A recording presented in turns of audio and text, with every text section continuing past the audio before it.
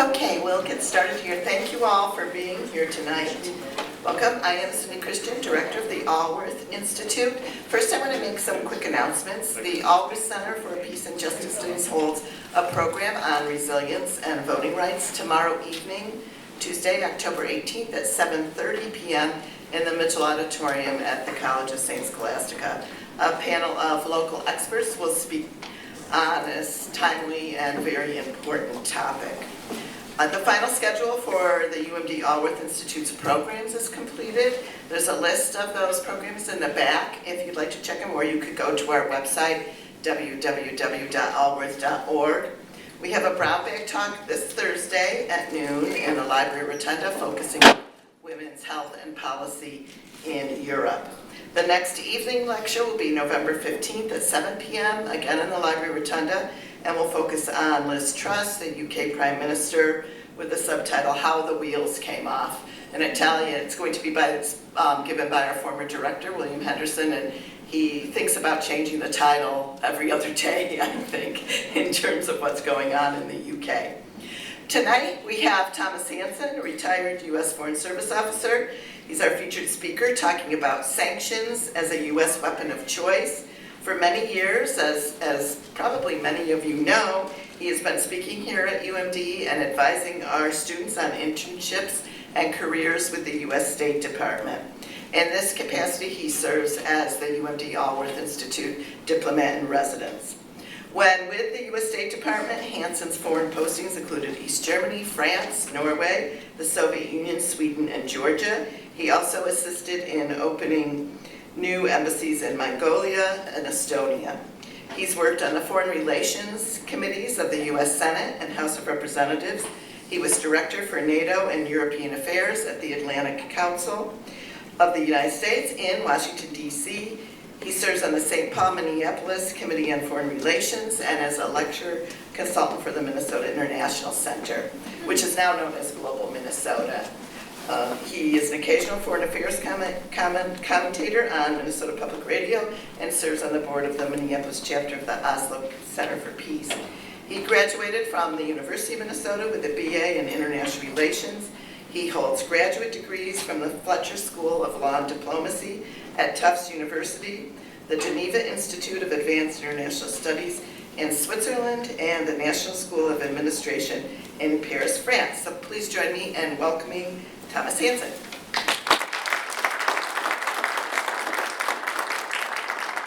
Thank you so much, Cindy. It's great to see everybody on this cold evening. Thanks for coming out. So we're going to be talking about sanctions this evening. This is a topic that came up last April when I gave a speech here, and there was a lot of interest in knowing more about how sanctions fit into U.S. foreign policy and U.S. diplomacy. And actually, it's, I think, a very relevant issue because it's our weapon of choice or instrument of choice nowadays in our foreign policy.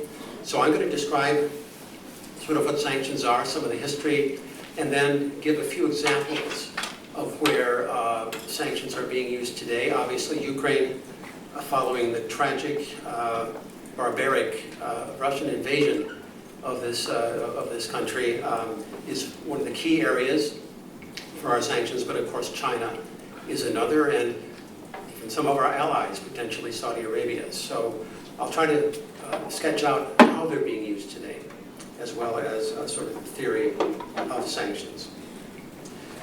You know, Woodrow Wilson said after World War I that sanctions are something more tremendous than war. And Wilson was a huge advocate of sanctions, as I'll describe. And we are relying on them more and more now as we pursue our foreign policy and security goals, especially now in this 21st century. And as I thought about this, sort of what are our goals? What is the environment that we're operating in? How do sanctions fit in? It strikes me that really we are into our third century in a very sort of clear-cut way. For example, so 1789, America really became a country in full. We the people, the Constitution adopted, and we entered our first century. first American century, which was characterized by our early presidents warning us against commerce with, or entangling alliances with foreign nations. We were focused on our own development. We had a Monroe Doctrine, which basically said to other large countries, stay out of our region, and that was enforced more by England than it was by us, in fact. And this first century culminated in 1889, 100 years later, when the United States became the #1 economy in the world. And this was marked by the Columbia Exposition in Chicago. This was our coming out party, if you will, as we rose to prominence after our first century. Now, the second century was quite different. Right from the get-go, we were moving toward a more active role in the global geopolitics of the era. This is such an indicative, this is an advertisement for the 1896 elections, and there you've got McKinley and Roosevelt. Unlike our early presidents, now we're ready to plant the flag on foreign soil, not to acquire territory, but for humanity's sake. And of course, that basic concept has been there right along. And by mid-century, in 1841, Henry Luce of Time magazine wrote a very famous, influential article on the American century. And to this day, now this second American century is called, by many people, the American century. Because through the 2 world wars, which ended with the creation of NATO and the bipolar era, we emerged at the end of this second century in exactly 1989. So you got 1789, 1889, 1989. As a unipolar, if you will, at least that's what we like to call ourselves at the time, power that had emerged victorious in the Cold War. Now, we are into our third century, and this is the century of our students here, if you will. This is your century. We're exactly 1/3 of the way in, 1/3 exactly. And our leaders are saying, and our policies are based on the idea that this will be, again, an American century. Joe Biden has said this many times, starting with his inaugural address. And so, as I describe now how we're approaching this, how sanctions fit in, I want to take a moment and just look at how is this century developing right now, because a number of important studies and surveys have come out just recently, which kind of give a very up-to-date view of what this century will be like. And the first one is the just released, in October, World Population Prospects from the UN for 2022. And some of the trends we talked about here are further developing. Here you see the most updated look at the most populous countries in the world. And as you can see, India comes to supplant China. A lot of African countries are coming up. Here you can see, in general, between China and India. And then the world population peaks at about 10.5 billion before going down. Now, that is lower than was originally anticipated in the last UN report, because the world fertility rate has dropped by over 50% in the past 50 years. 50% drop in fertility from 5.1 to 2.4. It's an aging world population, except in Africa. Italy, South Korea, Japan are predicted by 2100 to drop by 1/2 of their population. South Korea today, in this latest survey, reached the lowest ever recorded fertility rate of 0.84. 2.1 is replacement. They're down to 0.84. And as we know, China is going down too. So as you can see, the trends heading to the end of the century, this third century, look very different from the second American century. The global south will be a key element of this next period of history. So, And more than half of projected population growth will be in just 8 countries. 1/2 of the growth of the human family will be in Congo, Egypt, Ethiopia, India, Nigeria, Pakistan, Philippines, Tanzania. And Europe's population will continue to fall precipitously, as will that of Japan and South Korea. So, at about the same time as this UN report, our census results have come in the last 6 months or so. The 2020 American Census. So what kind of a country are we now as we head into this 3rd century? Well, here is the population change map of our country. In blue and in dark blue is the biggest average change in population. So as you can see, and this is per year.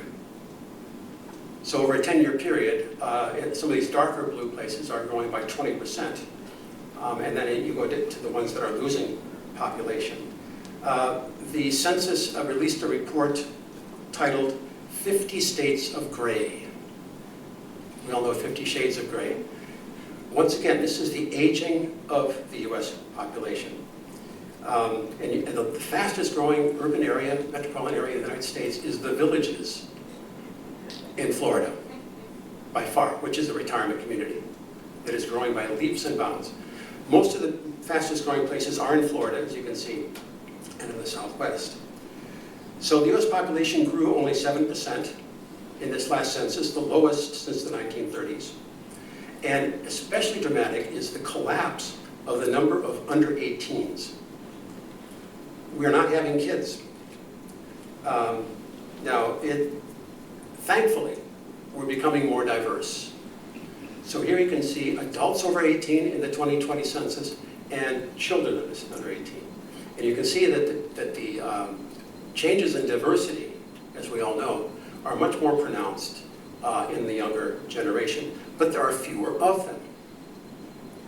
Here is the Census Bureau's population chart, births per year. The greatest generation is fading away. The silent generation, of which Joe Biden is part, is hanging in there.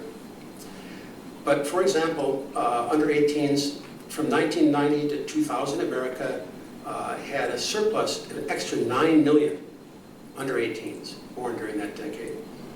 2000 to 2010, it collapsed to 1,900. 2010 to 2020, it went to minus 1,200,000. So this is a big shift in our country, and frankly, it is only due to immigration that we are keeping up the population the way we are. On our own, we would be probably a declining. In addition to which, the white population is declining in absolute terms because of deaths of despair, basically, and opioids. So I find these statistics worth contemplating as we look to the way the world is now and our role. The other thing is that it's a much more complicated situation internationally. We've talked about this many times in past lectures, I won't dwell on it, but Eurasia, the countries of Eurasia are coming together and rising, not just China. Something like the Shanghai Cooperation Organization is growing fast. India has joined, Iran has joined now, Turkey wants to join, a NATO member. This is one of the new security organizations that is part of this new century. It's no longer just NATO versus the East Bloc, it's much more extensive. And as we have now for quite a while, we face 4 very thorny problems. Countries that are either are nuclear or are potentially nuclear, against whom we have sanctions, in all 4 cases, heavy sanctions. Iran, China, Russia, and North Korea. And so how we deal with this challenge will be very much a part of this new century, and especially because China and Russia are coming together. And I think to understand Taiwan and Ukraine, we must see it in this context of these larger challenges we face. So, how are we, in specific terms, approaching these issues. Already in 2017, under the Trump administration, we announced a new national security strategy, saying basically it's not terrorism anymore, it's China and Russia. These are countries that want to change the global norms in a way that is detrimental to US interests. The Joe Biden administration has fully embraced the Trump outlook, which means this is very much bipartisan. And Biden has framed this more in terms of a struggle between democracy and autocracy. So China, Russia, Iran, North Korea all fit under that autocracy rubric of challenges that we face. Now, just this month, as I said, there's a lot of information that just come in recently here. The Biden administration finally issued its national security strategy. It was delayed by Ukraine, and it kind of tries to have it both ways. It's an interesting document, and to my mind, it's an example of failing to set priorities, because they talk about how we want to weaken Russia and contain China, that it's a world of nearly intractable rivalries, so this geopolitical confrontation. On the other hand, though, we want to lead global cooperation on transnational challenges, which would indicate working with these very countries. It doesn't really decide between these two. One thing it does say, though, that's new, that is our domestic situation, and that includes the demographics, but also the polarization, are a key part of our power in the world, and if we want this to be an American century, we have to get that in order. Because otherwise, this will not come to pass. So, one thing that strikes me about this is we say that China is trying to reshape and disrupt the rules-based international order that we have created in ways that would harm US interests and world peace. And as former CIA Deputy Director Paul Pillar said recently, is it that China really intends to reshape the international order, or do they seek a bigger role in the existing order? Because those are two very different things. And up until fairly recently, it was clear that China was trying to rise within the existing order. We perceive them now as doing something quite different. So those are the challenges. Now, I think it's important to distinguish between foreign policy on the one hand and diplomacy on the other, or the instruments of national power. Foreign policy and national security policy are set by our elected leaders. Each presidential administration working with Congress sets out the goals of our foreign policy. Then we bring to bear the instruments of national power to forward our foreign policy interests. Now, in Washington, this started in the military, and now everybody uses it. They talk about DIME. Yeah, you'll hear this all the time now. And these are the instruments: diplomatic, informational, or sometimes people say intelligence. You can use either one. Military, and then economic. So what we'll be talking about today is the economic dimension of that: sanctions. And this really has been our favored instrument. You know, we tried a military activism in Iraq and Afghanistan. It didn't work out so well, and there's a reticence now in Washington to get into that sort of thing again, including in Ukraine, and therefore, all the more, we're going to rely on sanctions. There's a book that came out earlier this year by Nicholas Mulder of Yale University called The Economic Weapon: Rise of Sanctions. Very good book on this subject, one of the first ones.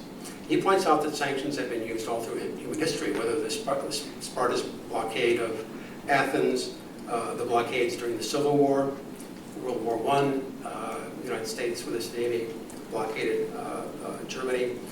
But it was the League of Nations that really enshrined sanctions. Having lived through the horror of World War I, the idea was, okay, let's just rely on sanctions now from here on as a way to steer other countries' policies. And Woodrow Wilson was the main advocate, and he said once during the Versailles Conference, sanctions are a tool that brings a nation to its senses. It brings a nation to its senses. Just as suffocation removes from the individual all inclinations to fight. So it's clearly a pressure that is put on countries short of war, but still doing a lot of damage. Here you can see the world's most sanctioned countries. At present, Russia has even more sanctions than before. Mulder claims that in the 20th century, sanctions were successful only 3 times out of the 19 times he studied that they were used. So 3 out of 19. In other cases, they were not effective. One time that was effective of these 3 was when the US put financial sanctions on Great Britain over the Suez Crisis in 1956. We forced Britain and Egypt to pull out of Suez through economic sanctions. But Mulder also concludes that sanctions are increasingly deployed now as a substitute for war, rather than as a pathway toward diplomacy. Because one of the original concepts of sanctions is they must be part of a negotiating strategy, not a punitive end in themselves. In other words, they're effective when they're woven in. An example of that would be Iran under Obama, when we convinced our allies to join us in sanctions against Iran, but with a clear negotiation, a clear negotiating path toward the JCPOA agreement. And Iran went along, we lifted the sanctions, and there was a diplomatic resolution. That was, I think, an effective use of sanctions. Since then, though, we pulled out of that agreement, and we've had absolutely strong measures against Iran with no negotiating framework. And so the Obama team has continued Trump's sanctions in the negotiations and has said, we will lift the sanctions only when there's an agreement. Whereas the Iranians are saying, you got to lift the sanctions, at least part of them, before we'll agree. So sanctions are the blocking point in negotiations now with Iran. Now, Chaz Freeman, one of our best diplomatic historians, wrote that nations are at their most dangerous when they perceive an existential threat or injustice through sanctions from which there is no potential relief through diplomatic dialogue. So sanctions without communication and negotiation can be dangerous. And an example that is cited is World War II. Ultimately, Nazi Germany and Imperial Japan embarked on a campaign of conquest to secure vital resources, oil, grain, metals, to free themselves from our sanctions. We had heavy sanctions, almost a blockade on Japan, leading up to World War II, and for many historians, that is why they attacked Pearl Harbor, which of course was a tremendous mistake on their part, just as attacking Ukraine has been a tremendous mistake by the Russians. Now, the other aspects of sanctions is the longer they're in place, the harder they are to reverse. I'll give you examples of sanctions that have just continued. We've been sanctioning Iran since 1979, for example, unbroken sanctions. And also because during that period, American companies get used to the protection of these sanctions in many cases, right? I mean, there's no more competition from that country, and they resist having them lifted. And all too often, sanctions play the populations against the leaders of the country. In other words, if you turn up the heat on the citizens of the country, the idea is they will then pressure or even oust their leaders. And that is what almost never happens, unfortunately. Because sanctions will often give autocratic leaders an excuse. For example, in Iran or even Russia, that if things aren't going well, it's because of the sanctions. It's not because of us, your autocratic leaders. And so many times that actually is then counterproductive And we do, in fact, create a lot of hunger in places like Iraq. It was estimated that 500,000 children died in Iraq during our post-Kuwaiti War sanctions. And Madeleine Albright, famously in an interview with Leslie Stahl in 60 Minutes, was asked, is this moral, is this just? And she said, yes, it is. Yes, it is. At that time, we thought that Saddam was trying to get nuclear weapons. So sanctions are a tricky thing to use with a lot of unintended consequences and, in some cases, moral dilemmas. So, some examples now we'll take a look at. Obviously, the big one is Ukraine. Here's the latest situation where Ukraine is being divided, it looks like. The Russians are taking the littoral on the coast. There's counterattacks going on in the north and the south.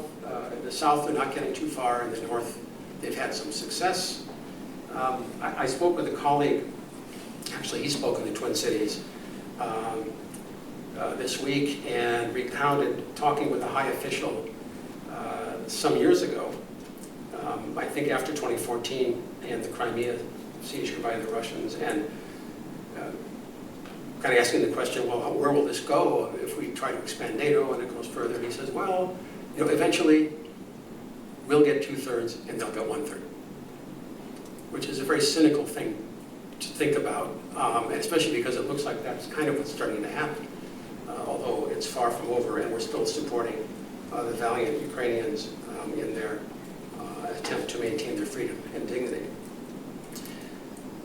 Now, Russia is a heavily, heavily sanctioned country over many years. It's an example of where the sanctions never are lifted.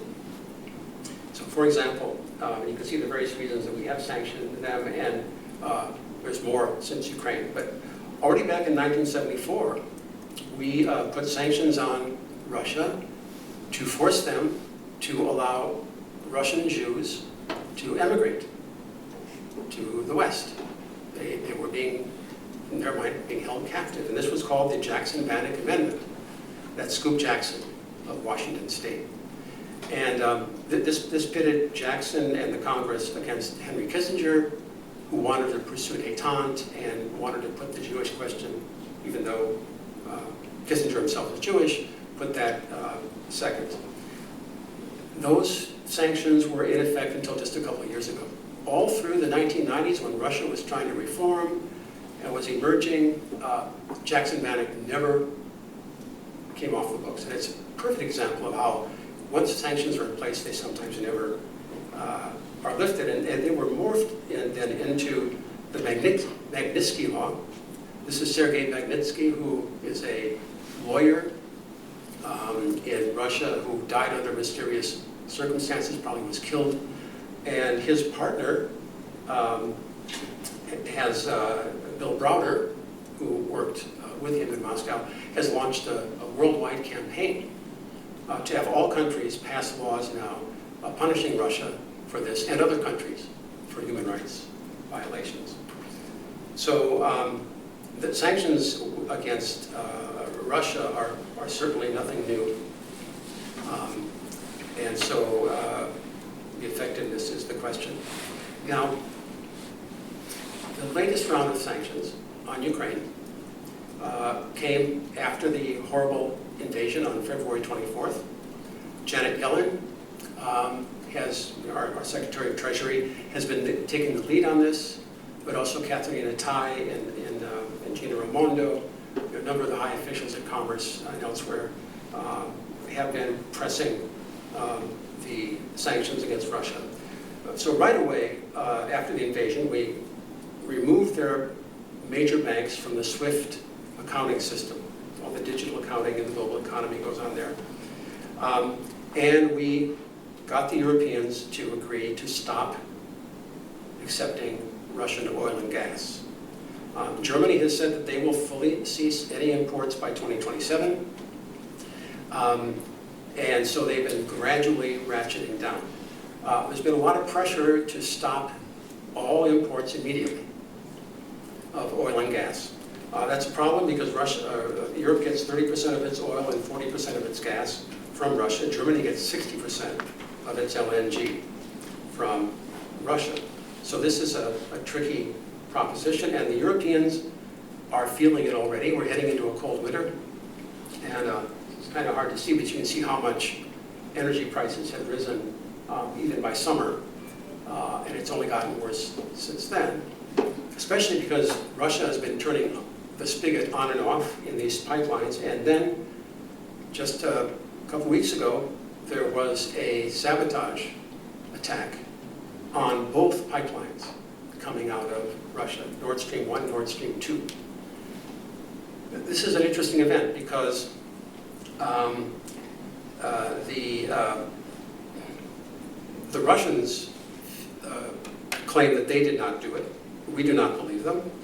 We think that that the Russians did this to, well, it's a little bit hard to see why they would do this, why they would attack their own pipeline. But anyway, that's the view in Washington. In Europe, though, especially in Germany, and this gets very interesting in terms of what's happening in Europe on Ukraine. The rumor is that it was the Poles, having been trained by the US to do this. Who knows? But I think it's interesting, beneath the surface on sanctions on Russia, the old Europeans, the Germans, the French, and the Italians, are not particularly comfortable with what's happening.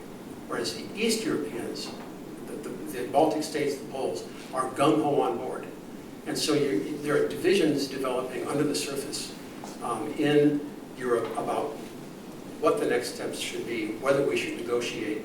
And all these are coming to light now after this pipeline was destroyed. The only person who's really happy about everything is Ted Cruz, because now Europe will become dependent on our LNG.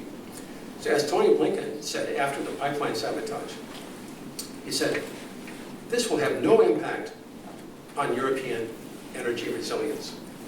On the contrary, it's a tremendous opportunity, this attack, for the US now to help Europe to wean itself away from Russian energy. The US is ready now to be the leading supplier to Europe of LNG. So we're planning to double our LNG production by 2030. It's going to be a lot of fracking. The sanctions are turning us away from a lot of green policies, at least in the short term. Coal is back in many countries. I mean, the Paris goals are definitely compromised. Hopefully not for very long. It takes time to build liquefaction facilities, and it's going to be a lot more expensive for the Europeans than Russian gas through a pipeline. And this is already now, these sanctions are already starting to have repercussions in our relations with Europe. For example, just this week, Germany accused the US and other countries of charging astronomical prices for gas. The French economy minister, Yves Le Drian, said that these sanctions could lead to American economic dominance of Europe. American economic dominance. The US could benefit from this LNG situation to the detriment of European interests. And then he said, the US is selling its liquefied natural gas at 4 times the domestic price that it charges in the US. In other words, she's accusing us of gouging. And he then said, we need to build economic relations that are more balanced on the energy issues between the US and Europe. So we're starting to see these rumblings now beneath the surface, because the sanctions are hitting not just Russia, they're hitting our own allies, way beyond the way they're hitting us. In fact, we are getting some advantage out of this with a huge new LNG export market in Europe. So we'll see how this goes. The tensions between the Western Europeans and the US, and between the West Europeans and the East Europeans are likely to grow. Now, in this context, we're sanctioning another country, theoretically an ally. I'm sure you've all read that in the midst of this OPEC 2 weeks ago, announced that it was going to cut production by about 2 trillion tons, or 2 billion, I can't remember. This was after Biden, who at first had said that Saudi Arabia is an anathema, and MBS is an anathema, went there last summer, did a fist bump with Mohammed bin Salman because he wanted them to increase oil production, and he thought he got promises from them. And lo and behold, Russia and Saudi Arabia at this OPEC meeting did the opposite. You've probably seen the polls showing the Republicans beginning to pull ahead for the midterms based on inflation, the fact that inflation now and the economy is starting to trump abortion and other issues. What OPEC did is adding to that inflation, adding to Biden's re-election chances, quite frankly. So we are threatening to directly sanction now Saudi Arabia, and we'll see whether we actually do that. Now, another aspect of the sanctions is that for them to work, you have to have pretty major buy-in from other countries. Now, we've got the allies on board, in spite of the tensions that I just described that are beginning to emerge. But the Global South, remember those demographic charts, the Global South is what it's all about now going forward, are not following our sanctions. And China and Russia are appealing more and more directly to the Global South in their foreign policy now. So whether it's China, India, Brazil, all of Latin America, all of Africa, Middle East, Israel even, Turkey, Indonesia, Pakistan, none of them are observing the sanctions. And to the extent they can, they're buying cheap, discounted oil and gas from Russia. So Russia has found new, and that's one aspect of sanctions, they often will create workarounds. And the workarounds are hard to prevent.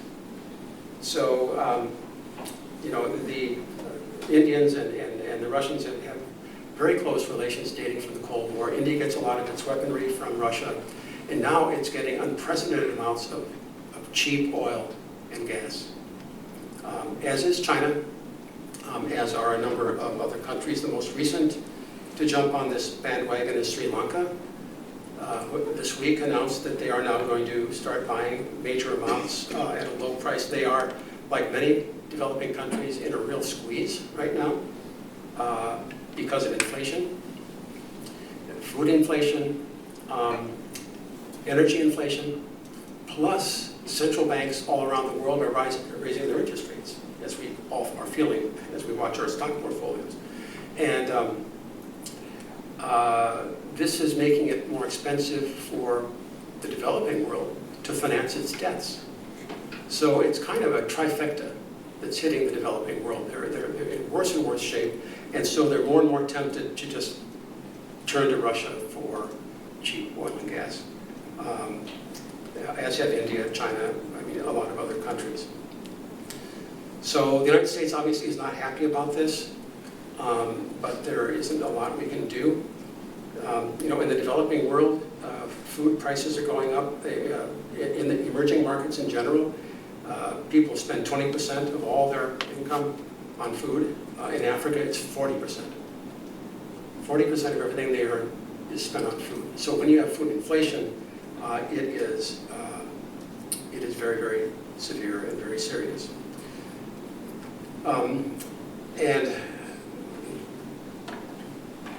One of the dime factors of our foreign policy, or instruments of foreign policy, was information.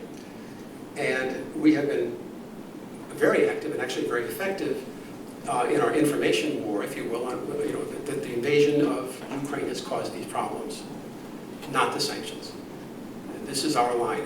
But in Africa and in much of the global South, the more common argument is that it is the sanctions that are causing the inflation. For instance, Macky Sall, who was the head of the African Union, president of Senegal, has said this recently, that this is because of the Western sanctions that this is happening. And of course, we are sending our diplomats all over Africa now to counter that narrative. To say, no, this is because of what Russia has done. We should blame Russia. and not us. So I mean, that's an example of how this kind of thing can spiral. So turning now to China for a minute. I talked about Russia now in the sanctions, Saudi Arabia potentially, but China is singled out as the main adversary, the main disruptor, from our point of view, in the global order, and it's all about the semiconductors and chips. You could say that World War II kind of depended on steel and aluminum. Of course, at the end, atomic weapons. Cold War, atomic weapons. But this third century will be very much determined by computing power.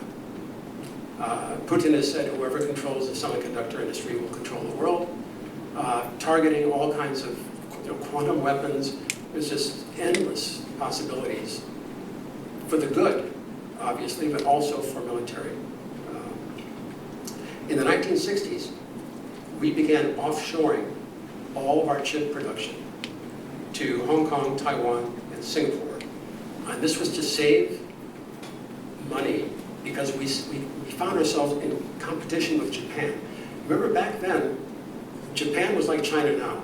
We saw them as a tech threat, and we were sanctioning Japan right and left to try to slow them down before their property market collapsed in the late 60s. But the result of that is that we have almost no chip production in the US, only about 10%. And to produce chips is a very complex process. It's global. The chips are often designed in the US. They're manufactured exclusively in Taiwan and South Korea. TSMC produces 90 to 95% of all high-quality chips. Just one company. Samsung produces the rest. So manufactured there, assembled and packaged in China. No actual input on semiconductor technology at that point. And the equipment, the lithography, very precise lithography equipment comes from the Netherlands. So our goal and China's goal, both, is to become self-sufficient. We don't want to be dependent anymore. The military is 98% dependent on chips made in Asia, our military. So, and they say they can't allow this to continue. So, both countries, China has announced it wants to become independent in high tech, and we now are very actively trying to do the same. And so, you may have heard of something called the Chips and Science Act, which was just a month or two ago brought into legislation. The idea is to steer semiconductor production to the U.S. by foreign companies and by U.S. companies. And there are subsidies. So these are indirect sanctions. And because in doing this, we are indirectly sanctioning China, because part of this is no one who gets these advantages can be doing any activity in China on high tech involving semiconductors. We're telling other countries they have to choose. You stop your operations in China, bring them to the US, and there'll be a lot of subsidies waiting for you. $52 billion at the outset for the next 5 years will be for chip makers of all nationalities to build manufacturing in the US. So Rahm Emanuel, our ambassador in Tokyo, said recently that he has met, just in the last couple of months, over 100 Japanese CEOs to try to convince them to bring their chip semiconductor production to the extent they have. They don't have as much, of course, as Korea and Taiwan, but to set up new factories. So this is very much aimed at China, which consumes 53% of global semiconductors are used in China, 53%. So they very much want to develop their own chip production. We're trying to stop them from doing that. There are many people who believe that these new laws, and a new one, by the way, October 7th, from now on, licensing requirements for exports of advanced semiconductors will have to be approved by the US government. And this covers all shipments to China. All, not just Huawei. This now is blanket, which means no US company will get this kind of permission, most likely, because in our view, all Chinese companies are tied in with the Chinese military. So now this is really impacting the semiconductor sector, and some people are worried that we're doing more damage with these sanctions to our own industry than we're leaving to China. Intel is down nearly 60%. NVIDIA, which is one of the main semiconductor actors, is down 70%. Their stocks are down 70%. AMD, 67%. We convinced the Dutch company that does the lithography to stop dealing with China, and they agreed. So now China will not have access to the Dutch lithography. Their stock is down 60%. So the question is, how will this shake out? A lot of people are worried that it's going to be mutually destructive. Very hard to say where this is going. In addition, under Build Back Better, we're giving subsidies for electric vehicles. Here, we're getting pushback from our allies. The Japanese, South Koreans, and Germans are protesting, saying that these sanctions are aimed just as much at them, that this is kind of a made in America form of protectionism. As I say, the sanctions can bounce in many different directions. Now, Mexico and Canada objected before this new car incentive bill was passed, and we gave them a pass. So now we're saying automobiles produced in North America will get these benefits. Once again, nobody gets benefits who's active in China, either or. Now, the same Bruno Le Maire, the fellow from Finance Minister of France, said that the EU now will adopt similar measures to subsidize European electric vehicles. So we may be having a tit for tat here with our allies on this. This is all part of making America strong at home. Biden has talked about that. Good jobs at home, which is a laudable goal, but it strikes others as somewhat protectionist. Now, the last thing I'll mention on these sanctions, because we really rolled out the big guns against China, or against Russia rather, by seizing half of their assets stored in Western banks, $325 billion. Now, we've done that to countries like Iran, Venezuela, Afghanistan. We've seized their central bank assets in the West. But a country as large as China is a game changer. And so many countries are saying, wow, if the US is willing to do that against China, who wouldn't they do that against? And so the IMF now is saying that this could lead to the fragmentation of the global financial system as countries try to avoid the dollar and the possibility of having their central bank assets seized. So what's developing is really a frenzy of activity now around the world to get away from the dollar. I mean, the most important one is going to be based on China's digital currency, which they're developing. At the BRICS summit last month of China, Russia, Brazil, India, South Africa, they agreed to develop a separate BRICS currency, probably based on the Chinese digital yuan, and to move quickly to that. The Chinese central bank head has said that China wants to help the world as quickly as possible to move away from the dollar, because they have $3.2 trillion in Western assets of their reserves. Washington is not worried about this because of TINA. This is something that Margaret Thatcher coined when she was driving her policies through. There is no alternative. And so the idea is that, look, hey, let's get real. There's no alternative to the dollar. You know, it's not going to be a yuan. And that may be true, but what we're then looking at is a fragmentation. Because there are a lot of regional currency arrangements, currency swaps, Indonesia just announced it's going to do currency swaps. Russia's working with Africa, all the countries of Africa, on currency swaps to avoid the dollar.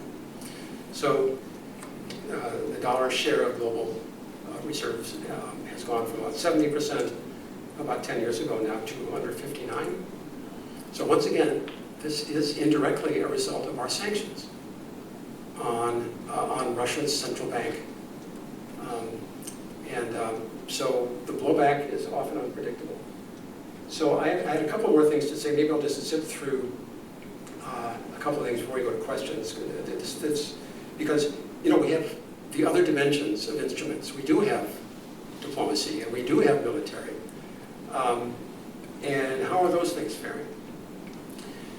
Well, actually, our diplomacy toward our allies has been successful, although, as I said, the tensions are developing underneath now. But NATO has shown great resolve on Ukraine. Sweden and Finland have agreed to join NATO, which cannot be what Vladimir Putin wanted, because up until now, the only border, well, during the Cold War, the only border between NATO and the Soviet Union was a little piece of land in northern Norway. That was it. That was the only connector. And now, the whole Finnish border, in addition to the Baltic states, and potentially Belarus, Ukraine, someday. So it's interesting that the new leadership in Europe is standing up. That's Olaf Scholz in the middle, who is doing a kind of a U-turn on German policy, greater military involvement, greater support on Ukraine. Whether this is a lasting thing, we will see. And two women have brought those two Scandinavian countries into NATO, Magdalena Andersson on the right and Sanna Marin on the left of Finland. And she's 36 years old, Sanna Marin. And she's one of a number of young women now, leaders around the world. From the top, going clockwise, you've got Nicole Sturgeon in Scotland, she's 51. Mette Frederiksen in Denmark, she's 44. Jacinda Ardern in New Zealand, 41, did a good job on COVID. Then to the right, Kaja Kallas in Estonia, one of the most formidable opponents of Russia in NATO. She is very intelligent and very focused on the Ukraine issue. And then I'm coming to her right, Karin Jakobsdottir of Iceland, and then Sanna Marin. And of course, we've had a couple of additions. Liz Truss with her Chancellor of the Exchequer, Mr. Kwarteng, who has been removed already. If Willie Henderson is going to speak on Liz Truss, I'm afraid it'll be a retrospective on her. I would not give her a very long shelf life at this point. And then in Italy, we have Giorgia Meloni, a right-wing candidate who now is the first female prime minister, good buddy of Viktor Orban of Hungary. So a lot of changes happening. So diplomacy, to the allies, yes, okay. Now military, we are giving a lot of weapons to Ukraine. The HIMARS missile has been a game changer. We're probably going to send in more air defense now that the Russians are pounding infrastructure. But the Russians are countering with the threat of a tactical nuclear escalation. And Putin has said this is not a bluff, and Washington is taking this very seriously. So the military dangers are escalating. And this brings us back to diplomacy. Even though we've done well with our allies, to my mind, it's been a disaster in diplomacy with Russia, because all the contacts are broken now. There's literally no dialogue going on. Everybody is going to be gathering at the G20 in Indonesia. Putin and Biden, I think Zelensky will be there. And Biden has announced that he has no intention of speaking with Putin at the next G20.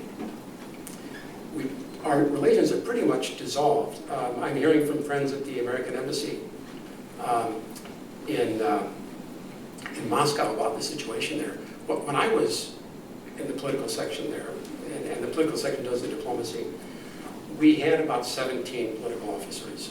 In the early 90s, it went up to 40. We have one now. And it's basically, the embassy is basically a security. There's no contact going on. Spaso House, which is the ambassador's residence, a famous historical building that we have had, and many important historical events have happened there in U.S.-Russian relations, is abandoned. We have no, I mean, its mold is developing. We still theoretically own it, but we're just letting it languish, which I find extremely symbolic of the breakdown in diplomacy. And many times, sanctions will take the place of diplomacy. That's always the danger. And sanctions tend to prolong conflicts rather than solve them. So, to my mind, the question is, are we heading this winter when it's going to start to bite in Europe with the energy problem? Will there start to be popular pressure for some kind of negotiation or ceasefire? You're already seeing it. There have been huge demonstrations in the Czech Republic, 70,000 people, and this is the far right and the far left. It's the pro-Putin right and the, I guess, ecological left that want to stop this policy on Ukraine. And just yesterday, there were major demonstrations in France against inflation. As I say, we have got an inflation policy problem, but nothing compared to what the Europeans have. And the danger is that they, like the Africans, will start to blame all this on the West, on sanctions, which would be a very terrible development because it would undercut our policy at a time when we need to show resolve, if only to get to the negotiating table at some point. So I always finish off with this because all this geopolitical business, all these distractions that the world is engaged in right now, distracting us from the real issues, which are global, and in which we're going to have to find a way to cooperate. And I guess my view is that it's going to take diplomacy at some point. So thanks for your attention. I look forward to your questions on what was kind of a wide-ranging topic.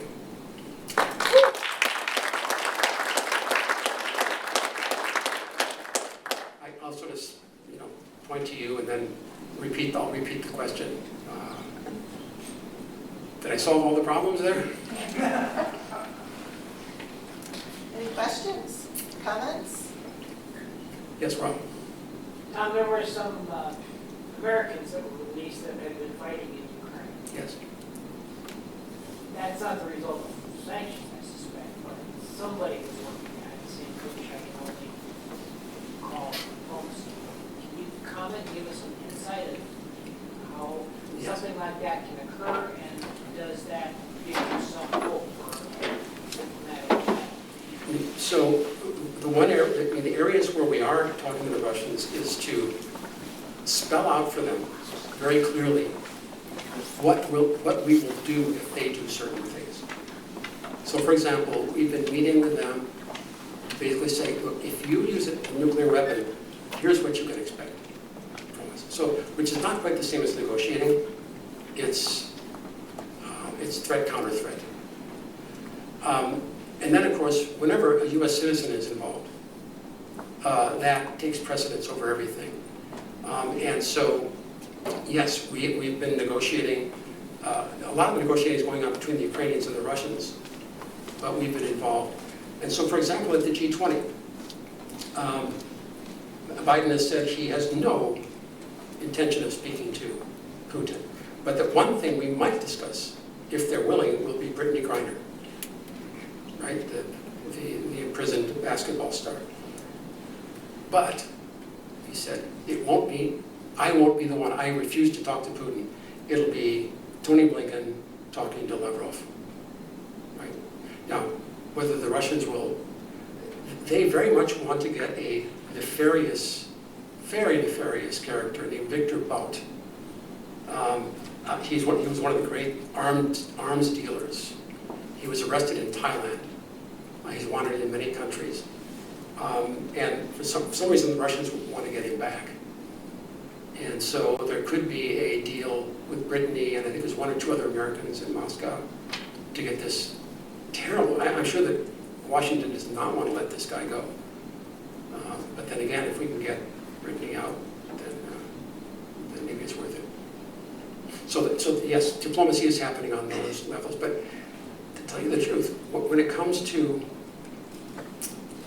trying to look for solutions, whether ceasefire, any step beyond the escalation going on. What Washington is saying now, it's a mantra, is it's up to Kiev. Now, I guess that's okay, but I mean, you know, the Ukrainians have their own national interests. There are also U.S. national interests as well, and they don't necessarily overlap. So I personally find it kind of a cop-out to end any discussion of diplomacy by saying it's up to the Ukrainians. That wouldn't have happened in the Cold War. And the degree of breakdown in communication would not have happened during the Cold War, for sure. Yes? You mentioned how the diplomacy between the United States and Russia is nil, and that even any kind of interchange, the whole thing is kind of screwed over. Yet, and then you mentioned that as a result of some of the sanctions, some of the sanctions and the policies of the United States maybe are becoming less popular in Europe because of these demonstrations. And then saying that that would be bad, I mean, if it would undercut the United States policies towards Ukraine. But why wouldn't it necessarily be good? Because it might force diplomacy. It might force the two sides to come together and at least work out some kind of solution to the problem.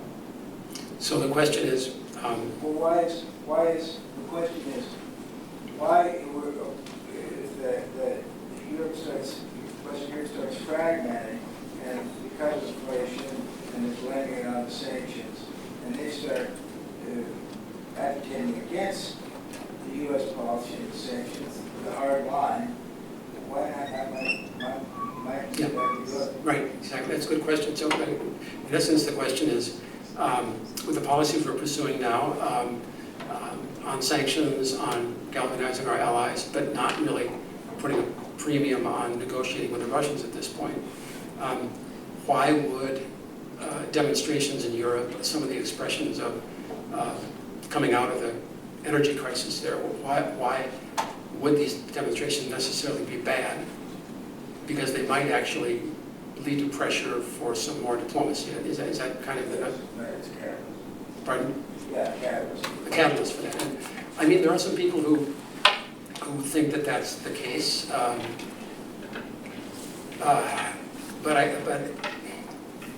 it's so. And I come back to this point of a potentially developing split. Maybe that's too strong a word. Tensions between the West Europeans and the East Europeans, because I think most of the countries in Eastern Europe see this crisis as so existential that they believe that if Russia comes out of this with any advantage, keeps any territory that they got since February 24th, that this could reinforce Russia then to look to other possible incursions, for example, in the Baltic states.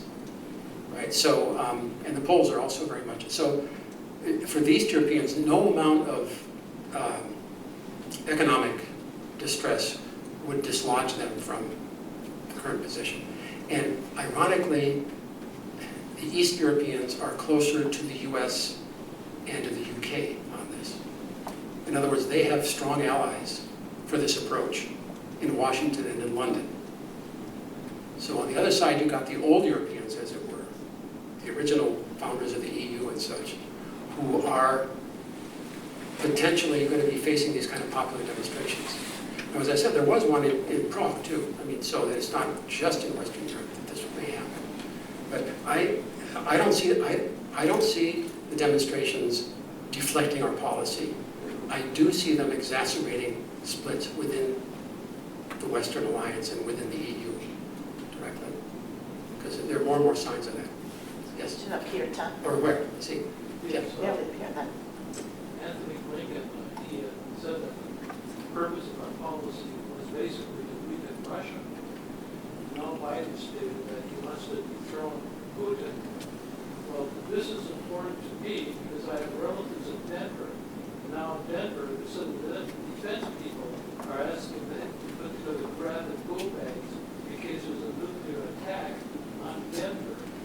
That happened same thing happened in New York about a month ago. They're giving out grab and go bags in case there's a nuclear attack on New York. This seems to be overheated. Well, Can you? yeah, so the question is, okay, Secretary of Defense Lloyd Austin said early in the conflict that this is an opportunity to weaken Russia, and that is one of our main goals in this conflict, which means that if he's right, then it's a proxy war, right? I mean, that's basically what a proxy war is. And Biden early on said Putin must go, right? And, the new flavor in DC, I see this among colleagues in the think tanks, is the further decolonization of Russia. The idea that the Russian Federation contains still many captive peoples, the Tartars, the Ingush, the Chechens, and therefore Western policy should be to foment the further splitting up of Russia. Now, yes, it's dangerous to do this with a nuclear power. As I said, the most dangerous situation is when a country feels as if they're pressed to the wall with no negotiating way out, right? And that's on sanctions. And arguably Russia may perceive itself that way. I know that, I hadn't heard about Denver or New York, but I know that in Europe, there are nuclear drills going. NATO is actively now taking out all the nuclear battle plans and the scenarios, and they're actively gaming this right now in Brussels and in some NATO capitals. That's happening. Pardon? Okay, so in the old days, in the Cold War, people were very conscious of the nuclear threat and took it very seriously. And as a result, there was, even in the darkest days of the Cold War, there was close communication with Russia.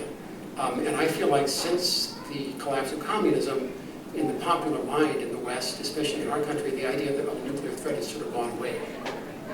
We don't see anything on TV like the day after. Remember there was a whole period where there were many TV movies and things about what a nuclear war would be like, and it kind of sensitized the population to it.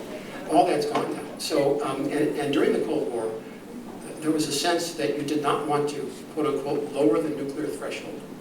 In other words, that if you start to develop battlefield nuclear weapons that can be used, that this could then lead to an escalation to a full, and better not to develop those weapons at all, and stay with mutual assured destruction, right? So that nobody in the right mind would.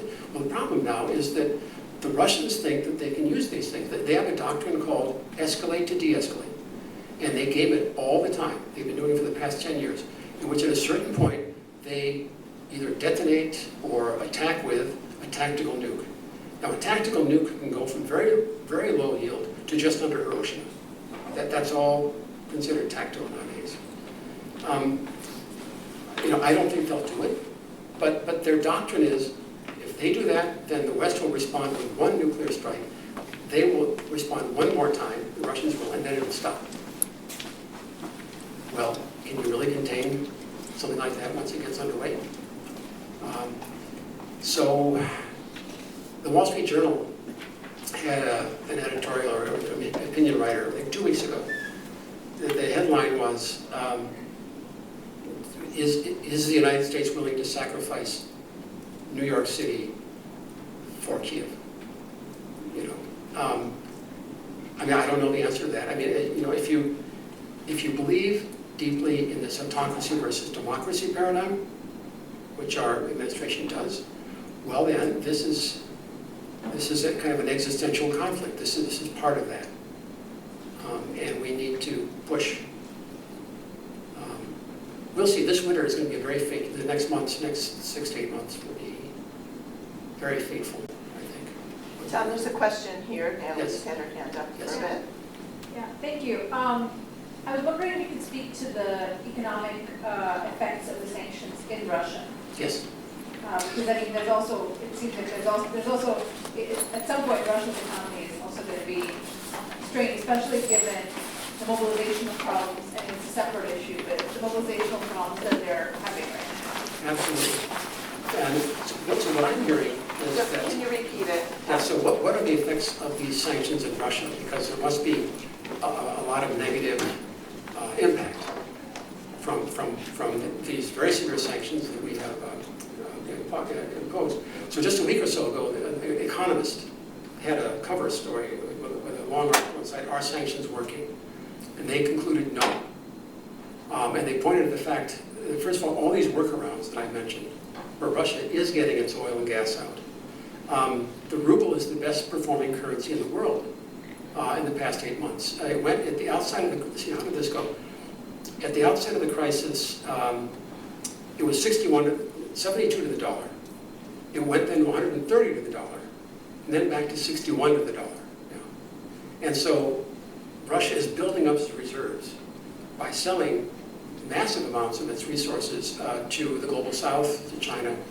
Now, obviously they're cut off from tech. They're losing hundreds of thousands of their best minds who are fleeing the draft. It started right on February 24th. It was estimated 300,000 young Russians left at that point, and now with the draft, more. That is a huge blow that is indirectly due to the sanctions. And so many people think that the effects of this will be felt down the line and will be severe. But the immediate impact is less clear.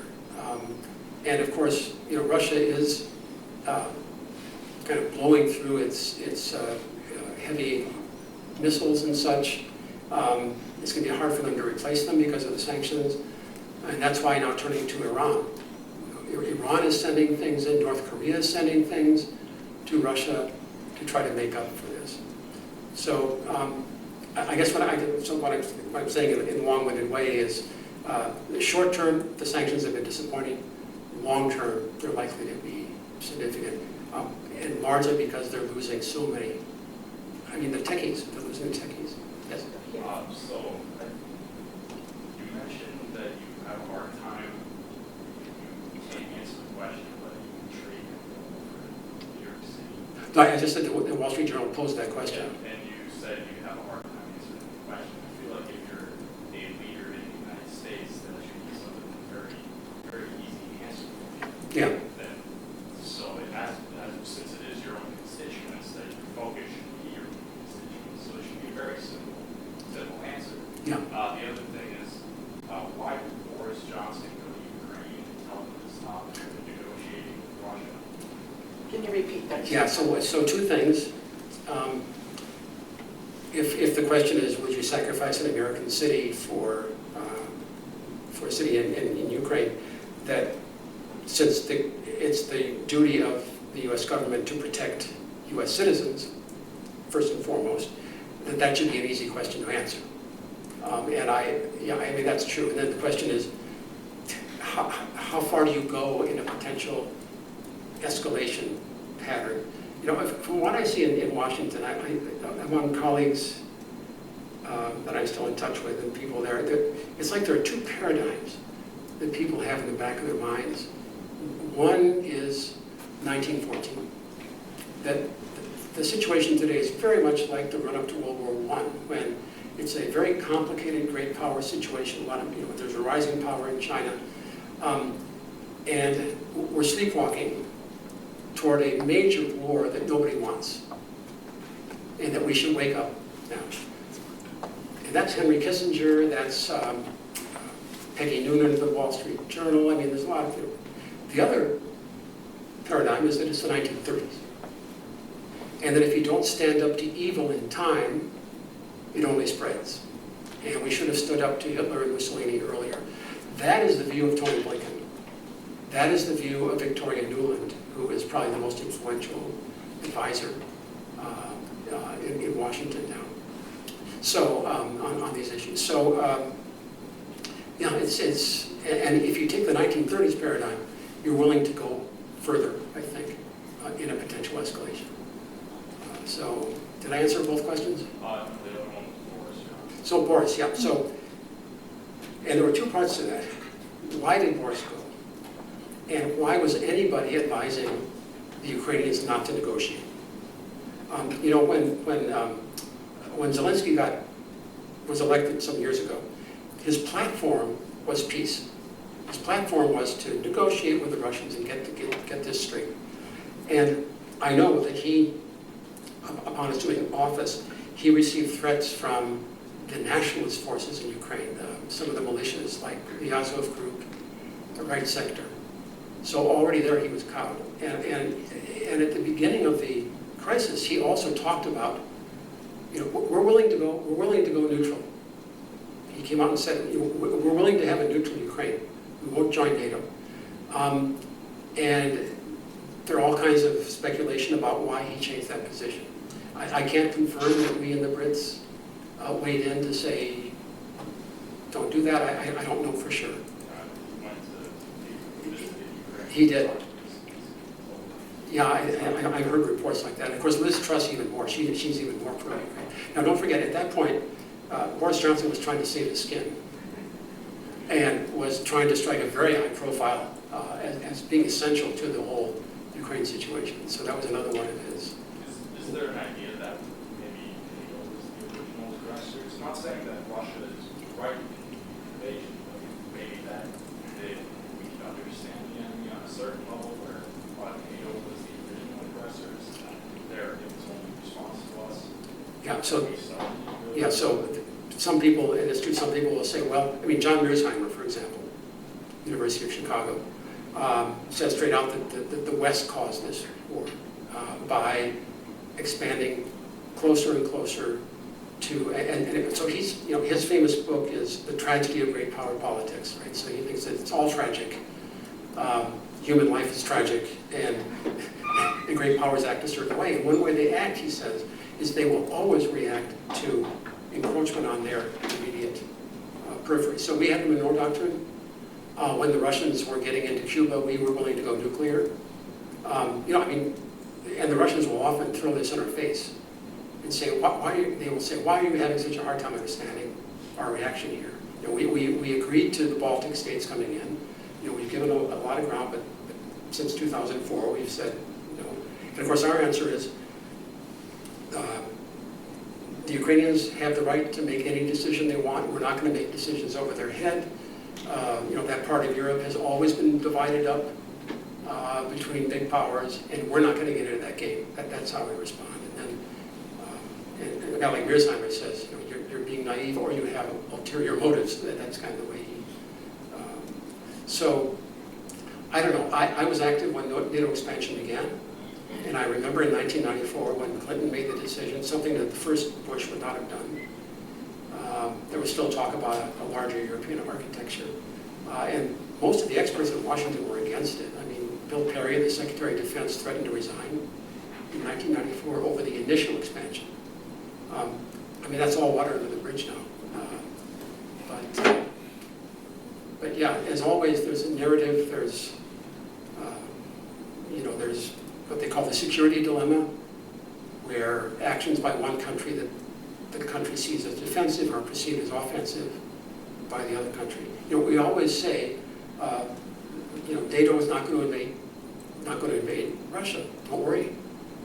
And the Russians say, well, I guess we have to take you on your word. And as Bill Burns has said, the head of, it's my last point, of the CIA, when the crisis broke finally now, it was not a question of Ukraine joining NATO. That was not the question. The question was NATO in Ukraine. Because since 2014, NATO has come in with arms, supplies, training, and the Russians say that they perceived that Ukraine was being used as a staging ground for they didn't know what. So that's their narrative. Our narrative is, no, this is a defensive alliance. We're not about to do anything to you. So. Okay, Tom, I got one more question Sure. here. I mean, I can stay as long as anybody, so. No. Go ahead. I guess I understand that you're talking on sanctions, and your background is in the United States as well. But I have a real difficult understanding as to this has come down to looking particularly at the European problem and speaking as though sanctions and our use of sanctions would be an answer involved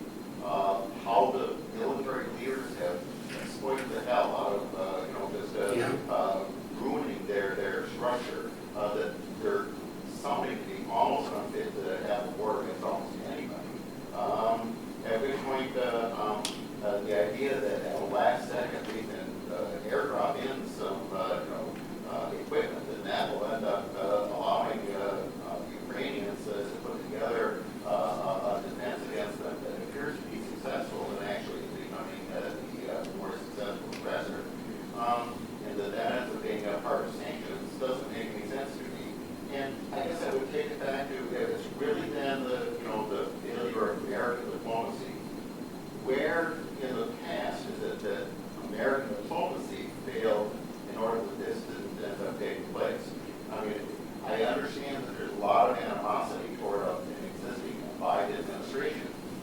But it was only 12 months into this Biden administration that this ended up having started up into a hot entry into Ukraine by Russia. Is it a matter that the 4 years before, it ends up being there was a prior administration that didn't seem to be creating any animosity with Russia.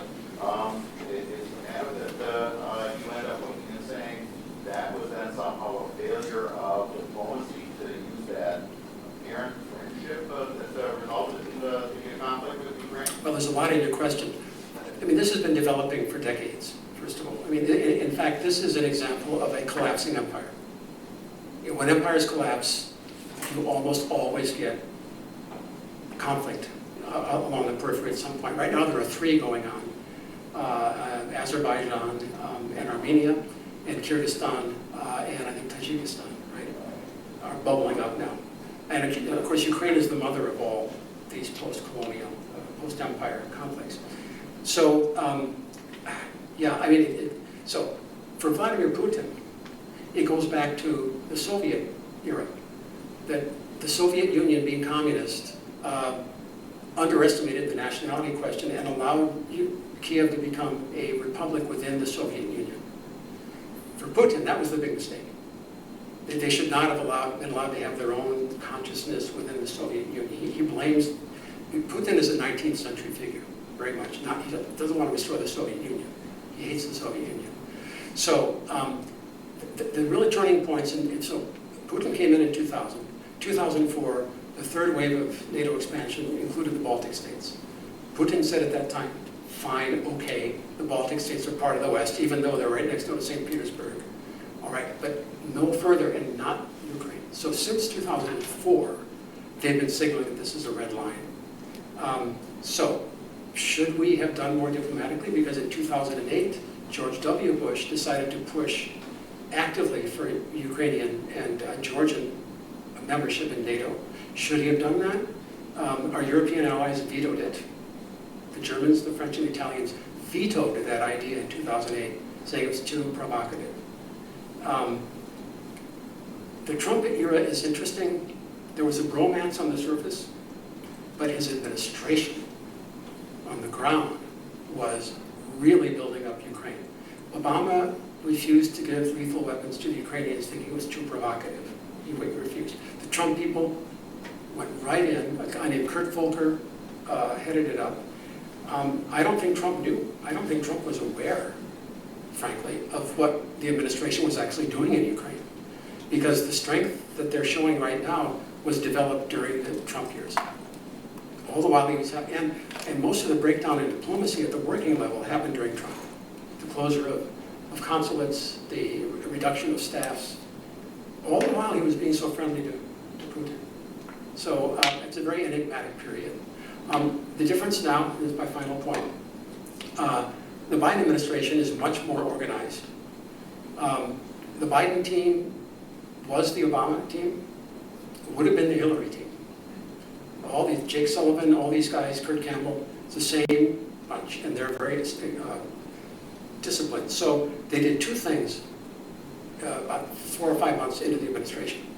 They declared that Ukraine was in our vital national interest, that Ukraine be fully integrated into all the transatlantic structures. This is on a bilateral basis. It was a UN-Ukraine charter. Russia mobilized 5 days later because they saw this as a final shift in U.S. policy. We did the same thing on Taiwan. We've announced that Taiwan is a vital U.S. national interest.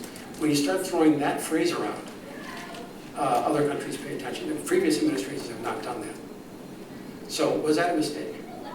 All these things ratcheted up the pressure both on Taiwan and on Ukraine. But if you believe, as the administration does, in this autocracy democracy idea, then of course you do this, and it's not a mistake. And so, back to the security dilemma, I think that the Chinese and the Russians see this as potentially affecting their security, and they're both reacting. So it's a long history of this. Okay, we have to stop it there. Thank you all for being here. Thanks for your questions, everybody.